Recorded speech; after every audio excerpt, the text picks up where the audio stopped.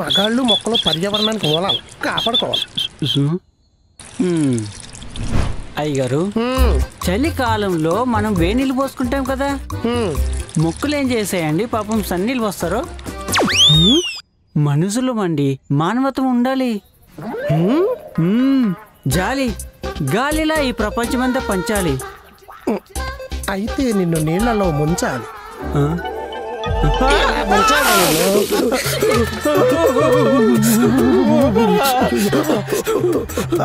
తమరు ఇప్పుడు ఏం చేస్తున్నారు? చలి ఎక్కువే వణుకుతున్నా. మరి మొక్కలు అనకట్లేదురా? చలికి వణకడం భూమి పైన పుట్టిన మనలాంటి వాళ్ళకిరా, భూమిలోంచి పుట్టిన ఈటికి కాదు. ఇలా వణికించి మరి వివరించాలా? పాఠం గుణపాఠంలా గుర్తుండిపోయేలా చెప్పాలి. జాలి గాలి అని ఎద గోలికోరు చెప్పామంటే ఈసారి ఎండాకాలం మంటలతో హేస్తాను ఎదవా. వద్దు, వెళ్ళి వస్త్రాలు మార్చుకో, లేదంటే ఈ చలికి నీ మూత్రం ఈ ప్రపంచం అంతా వ్యాపించి నువ్వు గాలిలో కలిసిపోతావు. మీరు ఖచ్చితంగా నాశమైపోతారా గారు? అవునా?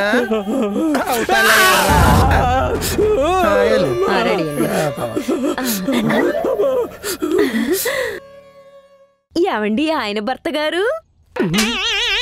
ఆయన భర్త గారా? ఏంటిది ఎక్కువ చేస్తుందా? ఏంటే అర్థం పట్టుకుని ఏకంగా ఆరుబయటకు వచ్చేసావు? అర్ధాంతరంగా అనుమానం వచ్చింది. అయితే నాకు ఇంకో మగ్గు నీళ్ళు అవసరం వచ్చింది.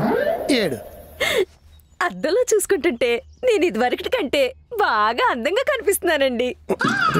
బాగా తేలింది. అందంగా కనిపిస్తున్నావా? ఇప్పుడు చూడు. ఇటు చండలంగా ఉన్నాను.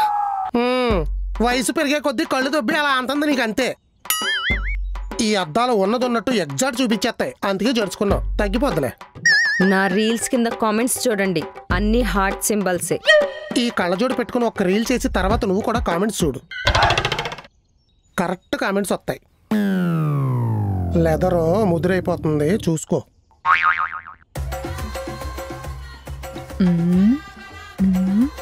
ఇది మందం, అందం కాదు. బా ఫ్రూట్స్ తింటావా? ఈ డ్రై ఫ్రూట్. డ్రై ఫ్రూటా? ఆత్మవిశ్వాసాన్ని అణచటానికి ఈ ప్రేతాత్మగాళ్ళు ప్రయత్నిస్తూనే ఉంటారు. అట్టి పండు తినక్క ఆత్మవిశ్వాసం వస్తుంది.